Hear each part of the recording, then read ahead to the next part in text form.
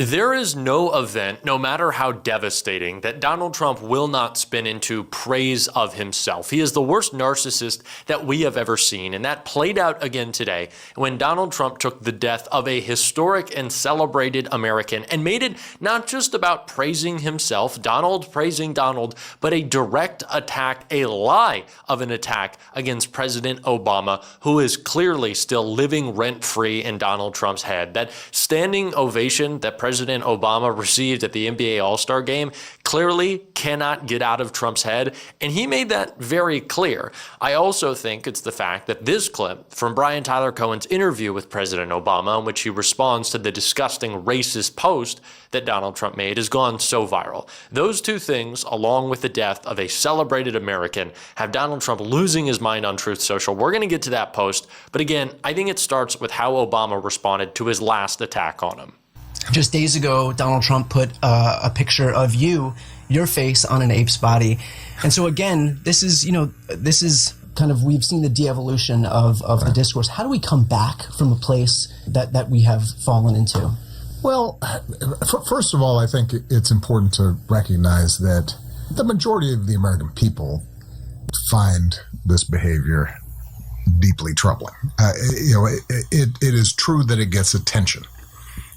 It's true that it's a distraction. But, as I'm traveling around the country, as you're traveling around the country, you meet people. They still believe in decency, courtesy, kindness. And there's this sort of clown show that's happening in social media and on television.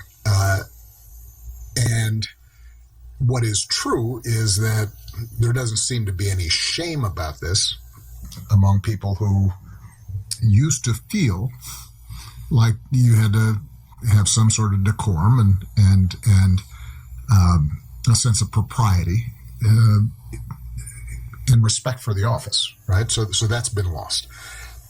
But the reason I point out that I don't think the majority of the American people approve of this is because ultimately the answer is going to come from the American people. And we just saw this in Minnesota, in Minneapolis.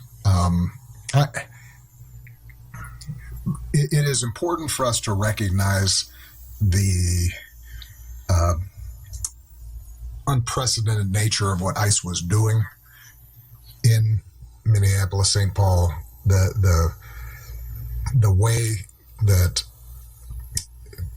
federal agents, ICE agents, were being deployed without any clear guidelines, training, pulling people off, out of their homes, using 5-year-olds to try to bait their parents. Yeah. All the stuff that we saw, that tear gassing crowds simply who were standing there not breaking any laws.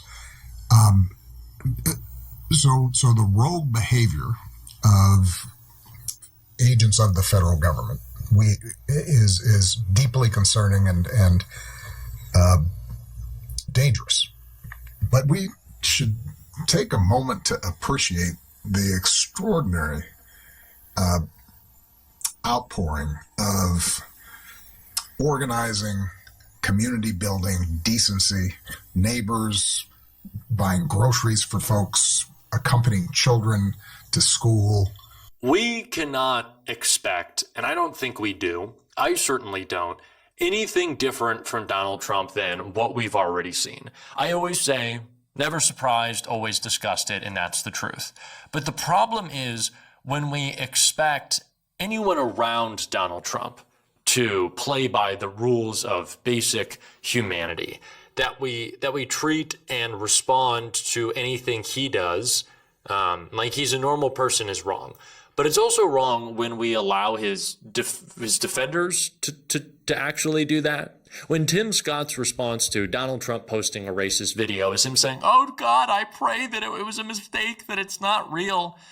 And when we allow Tim Scott to say that, we're essentially allowing Trump to get away with it. What do you mean you pray it's not real? We know who Donald Trump is. He's proven that time and time again. And if you can't see it, it's because you are covering your own eyes. He's made it obvious, and he once again did today. using the death of a historic and celebrated American to praise himself and attack Barack Obama, because what else would Donald Trump do besides that? Trump exploits civil rights leader's death to take a petty swipe at Obama. Donald Trump has seized on the passing of a civil rights icon to take a cheap shot at America's first black president. In a Truth Social post early Tuesday, Trump paid tribute to the late Reverend Jesse Jackson, but then quickly used his death as an opportunity to trash talk former President Barack Obama without Jackson being able to set the record straight.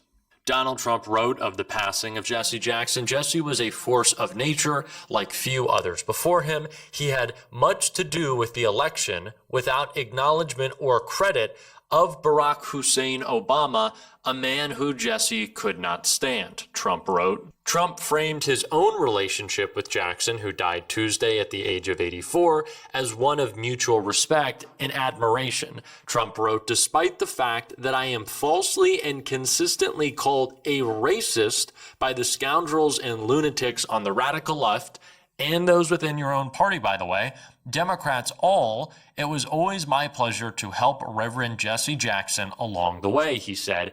"He loved his family greatly, and to them I send my deepest sympathies and condolences. Jesse will be missed. President Donald J. Trump." His largely self-directed tribute to the late Reverend, and in particular his comments about being branded a racist by his detractors, follows after he posted an online video depicting Barack and Michelle Obama as apes.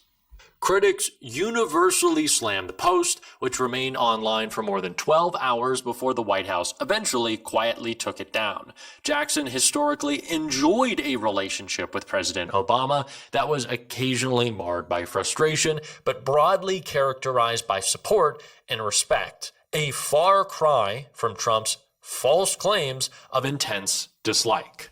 Now, this is nothing new from Donald Trump.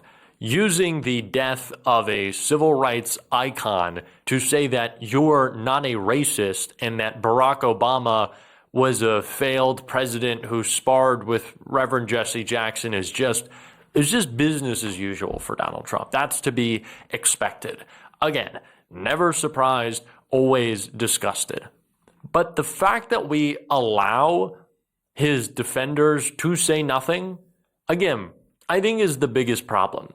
That our focus is on attempting to, hold accountable or frame a man who will never change in hopes that people will see who he is. I think the more important endeavor is exposing the people around Donald Trump as sad, pathetic, spineless, weak little individuals. That they either deny what Trump has said, that they pretend it does not exist by way of the Mike Johnson haven't seen it yet, or spin it into something ridiculous, some defense of Trump like we usually see from J.D. Vance. I think more than anything, it is those people and those examples that we have to strip of their credibility. And it really makes me think about the reaction to the death of Charlie Kirk when we were, constantly being berated by MAGA and told that it was our fault, the fault of the left, whatever that means, that some white guy in the whitest state in the country, at the whitest college in the whitest state in the country, shot Charlie Kirk, that it was somehow the fault of the left, was something that we should have never engaged with or apologized for. We certainly didn't on this show, and I caught a lot of shit for saying, Erica Kirk, you married the guy. You don't seem great yourself. Don't feel horrible. Don't feel that bad. I got a lot of shit for that. I think I was proven out to be right. She is a grifter who was always going to use her platform to enrich herself and to try to hurt people.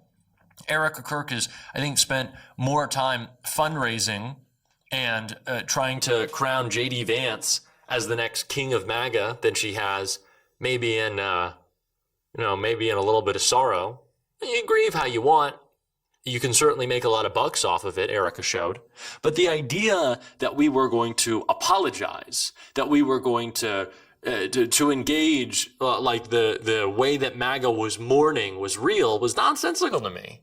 They weren't mourning Charlie Kirk. They didn't care. They wanted to use it as a political pawn. They don't take anything seriously. They don't see the humanity in anything. It's all a political game to them. They've gamified every element of our political lives. So I don't think that we should take those people seriously. Obviously, we don't with Donald Trump, and to a degree that has numbed us. But we still pretend like the people, and certainly not you and I think that's why you're watching this show, but that we give any credibility to the people who defend him, I think is kind of the next frontier to tackle. You know, Donald Trump is obviously the leader of this cult, but it can only exist because of what is built out around it, right? The MAGA media machine, the fear and the qualifying statements that come from the centrists who still want to play nice with a Republican Party that's been broken since Donald Trump came down that golden escalator. And I'm going to tell you, it wasn't fucking great before then. It's not like George Bush didn't kill 1 million people. I'd say he was a pretty bad guy. So the business as usual that we engage with some of the other MAGA acolytes, I just think we need to move on from. And I know this is a bit of a diversion from the point of this video, but it's just to say that they don't take anything seriously, and they don't bring humanity to anything. And so when they force that expectation upon us, when they ask us to play by different rules, I just think we have to reject that. I do. I think we have to reject that. We cannot play by their rule book. We cannot cede anything.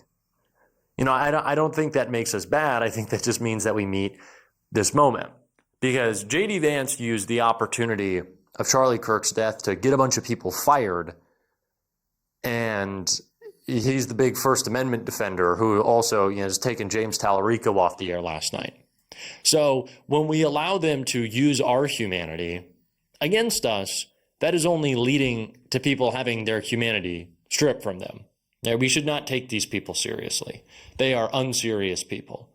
And I think that should be our view towards everyone in this party.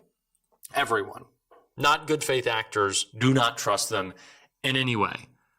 That is what I believe, and I think that is the only response largely to fixing so many of the problems in our political system, is that we have to view everyone as an extension of Donald Trump and just as unserious, but to be taken seriously as he is. And that's kind of my message. And we are going to keep talking about that, of course, on this show. If you want to support that, as always, you can hit that subscribe button, leave a like on this video. If you stuck around to the end, drop a blue heart in the comments. Keep on fighting, y'all. Don't let them silence you. And until next time, I'll see you soon.